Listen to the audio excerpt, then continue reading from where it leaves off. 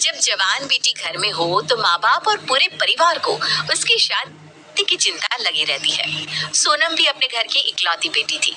उसकी शादी की उम्र हो चली थी। अब सभी घर वाले उसकी शादी का विचार करते हैं। अंकित बेटा, सोनम कुछ भी करके इस साल उसकी शादी हो जाए तो अच्छा है। अब सही कह रही है माँ, मैं करता हूँ कुछ। घर वाले आपस में विचार तो कर लेते हैं कि वो सोनम की शादी इस साल करवा देंगे, पर सोनम का परिवार दहेज के खिलाफ था। ना तो वो दहेज लेना चाहता था और इसी वजह से सोनम की शादी नहीं हो पा रही थी। पर फिर भी जैसे तैसे करके सोनम का रिश्ता अमर के साथ तय कर दिया जाता है। चलो अच्छा है, मेरी ननद का अच्छे घर में रिश्ता तय हो गया। और उससे भी अच्छी बात यह है कि कोई लेन देन नहीं है, हमें दहेज से छुटकारा तो मिला। बहू, भले ही हम दहेज के खिलाफ हैं और लड़के वालों ने भी दहेज ना मांगा हो, पर हमारा फर्ज तो बनता है ना कि हम शादी में अपनी बेटी को कुछ दे। वैसे भी इस दहेज के चक्कर में मेरी बेटी की शादी नहीं हो रही थी। बड़ी मुश्किल से एक रिश्ता मिला है। मैं नहीं चाहती कि शादी के बाद उसकी शादीशुदा जिंदगी पर कोई फर्क पड़े। क्यों नहीं माँ जी, आप जो चाहे वो दीजिए अपनी बेटी को। वैसे दहेज तो एक बहाना है। सोनम दीदी कुछ खास सुंदर नहीं है, इसलिए उनका रिश्ता नहीं हो रहा था। 27 साल पर ही सही इनका रिश्ता तो हुआ। आस्था, तुम कहना क्या चाहती हो कि हम कंजूस हैं?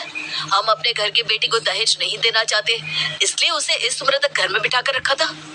भूलो मत, हमने तुम्हारे घर वालों से भी 1 रुपया दहेज में नहीं लिया था। हाँ भाभी, भैया बिल्कुल सही कह रहे हैं। अरे अब आप क्यों भड़कने लगे? कोई गलत नहीं कह रहा, सब अपनी जगह सही है। पर जो भी कहो, भले ही माँ जी ने हमारे घर वालों से दहेज नहीं मांगा, पर क्या हमारे घर वालों ने दहेज देने में कोई कमी छोड़ी? आपकी कुछ ना मांगने पर भी हमारे घर वालों ने सब कुछ दिया ना। इसलिए आप भी अपनी बेटी को जो देना चाहती हैं दे दीजिए, हमें कोई एतराज नहीं है। आस्था और पूर्वी को ही था। समय यूं ही बीतता है और देखते ही देखते शादी का दिन पास आ जाता है। सोनम के दोनों भाई शादी में बहुत पैसे खर्च करना चाहते थे, पर अफसोस उनके पास पैसे नहीं बचते। ऐसे ही एक दिन, आस्था, इस महीने मेरी सैलरी नहीं मिली है और अगले महीने की सैलरी भी कट कर आएगी। हाथ थोड़े टाइट चल रहे हैं, अगर तुम्हारे पास रखे हो तो कुछ पैसे दो ना प्लीज। आखिर तुम्हें करना क्या है उन पैसों का? अरे दो ना यार, कितना सवाल जवाब करती हो। मेरी बहन की शादी है, मैं अपनी बहन की शादी में ज्यादा ना सही पर उसके कपड़े और गहनों का तो खर्चा उठा ही सकता हूँ ना। अंकित अपनी बहन की शादी में पैसे खर्च करने के लिए अपनी बीवी से कुछ पैसे ले लेता है। वहीं दूसरी ओर राजू के पास भी शादी में पैसे खर्च करने के लिए पैसे नहीं होते और वो अपनी बहन की दुहाई देकर अपनी बीवी से पैसे मांगता है। पूर्वी, मैं सोनम का छोटा भाई हूँ। भैया सोनम की शादी का लहंगा और उसकी शादी का खर्चा उठा रहे हैं। मेरा भी तो फर्ज बनता है ना कि मैं अपनी बहन को शादी में कुछ इलेक्ट्रॉनिक चीजें दे दूं या फिर फर्नीचर का सामान ही दे दूं। अपनी बहन को ना कुछ देने की जरूरत नहीं है। अगर माँ या आपकी बहन की ससुराल वाले कुछ बोली तो उनसे कह देना हम दहेज के सख्त खिलाफ है। अगर मांगना ही है तो अपनी माँ से मांग लो। पूर्वी राजू को 1 रुपया नहीं देती और राजू अपनी बहन की शादी में दोनों हाथ खोलकर पैसे खर्च करना चाहता था। इसलिए दोनों भाई मिलते हैं और आपस में बात करते हैं। भाई, मैंने तेरी भाभी से कुछ पैसे ले तो लिए थे, पर वो तो मेरी अपनी शॉपिंग की चीजों में ही खत्म हो गए। और शादी में तो तुझे पता ही है लड़कियों का कितना खर्चा होता है। समझ में ही नहीं आ रहा कि तेरी भाभी के शौक कैसे पूरे करूंगा। वो तो मुझसे अभी से ही डायमंड की रिंग, सोने का हार और महंगी साड़ियाँ मांग रही है। भैया, भाभी ने आपको कुछ पैसे तो दिए थे खर्च करने के लिए, पर पूर्वी ने तो मुझे 1 रुपया नहीं दिया। ऊपर से डिमांड रख दी वो अलग से। मेरी तो नौकरी भी चली गई है, समझ में नहीं आ रहा पैसों का बंदोबस्त कहाँ से करूं। दोनों भाई पैसों को लेकर आपस में विचार विमर्श कर रहे होते हैं। तभी उनकी नजर अपनी माँ पर पड़ती है और वो दोनों अपनी माँ के पास जाते हैं। माँ, मैं अपनी बहन की शादी में कोई कमी नहीं छोड़ना चाहता, पर तुम तो जानती हो ना मेरी नौकरी चली गई है, मेरे पास पैसे ही नहीं है। हाँ माँ, मैं भी अपनी प्यारी बहन की शादी में कोई कमी नहीं चाहता। भले ही लड़के वालों ने दहेज नहीं मांगा और ना ही हम दहेज दे रहे हैं, पर मैं अपनी बहन को हर एक चीज देना चाहता हूँ। माँ, मेरे पास इतने पैसे तो नहीं कि मैं ये सब कर सकूं, पर आप अगर मुझे पैसे दे देती तो मैं अपने और घर के सपने पूरे कर देता। बाद में धीरे धीरे मैं आपको सारे पैसे वापस कर दूंगा। मैं जानती हूँ मेरे बच्चों, तुम्हारे पास पैसे नहीं है, इसलिए तुम खुद को कितना लाचार समझ रहे हो। पर तुम पैसों की चिंता मत करो, तुम्हें जितने पैसे चाहिए मैं दे दूंगी, पर अपनी बहन की शादी में कोई कमी मत रखना। अपनी बहन और इस घर को दुल्हन की तरह तैयार करना।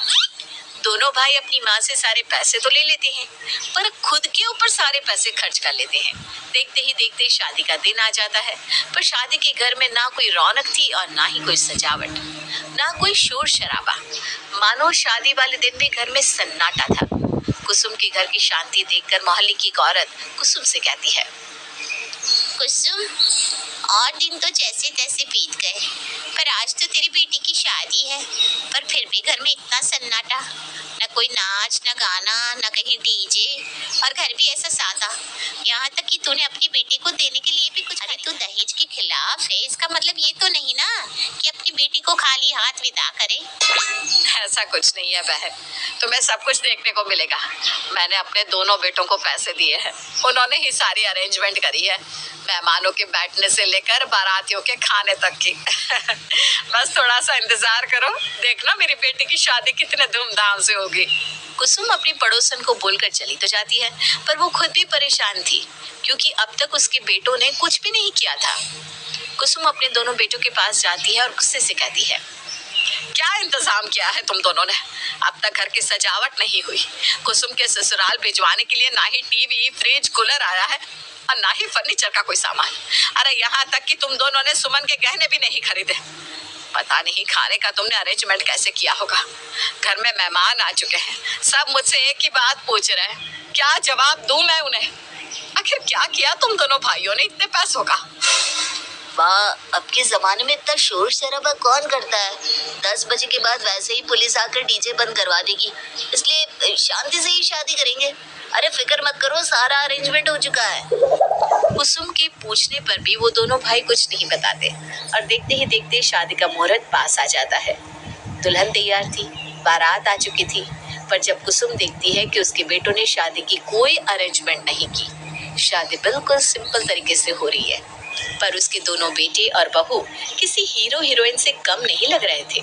ये सब देखकर कुसुम को बहुत गुस्सा आता है, पर वो अपना गुस्सा दबा कर रखती है और सोनम की शादी पूरी होने का इंतजार करती है।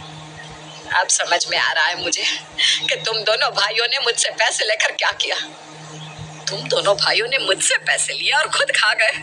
अपनी बीवियों को ऊपर से लेकर नीचे तक हीरो से चढ़ दिया, खुद भी सूट बूट पहन कर आ गए। अरे अभी गाड़ी लेने की क्या जरूरत थी? गाड़ी से तो तुम चारों ने ऐसे एंट्री मारी जैसे तुम चारों अमिताभ बच्चन हो। और मेरी बेटी को बड़ी बहू ने अपने गहने और छोटी बहू ने अपना लहंगा देकर मंडप पर बिठा दिया। माँ जी, आपने जो पैसे दिए थे उससे शादी तो हो नहीं पाती, और वैसे हमारे भी तो कुछ अरमान थी शादी को लेकर। अगर हमने अपने अरमान पूरे कर लिए तो इसमें गलती क्या है? तुम्हारे अरमान गए चूल्हे में, मेरी और मेरी बेटी के अरमानों का क्या? मेरी बेटी की क्या बार बार शादी होगी? अरे वो कभी कुछ बोलती नहीं, पर तुम दोनों तो उसकी भाभियां हो, तुम्हें तो समझना चाहिए था। मैं तुम चारों को तुम्हारी इस गलती के लिए कभी माफ नहीं करूंगी, और भूल जाना अब कि मैं कभी तुम चारों पर फिर से विश्वास करूंगी। कुसुम के दोनों बेटे शादी का पैसा लेकर खा जाते हैं।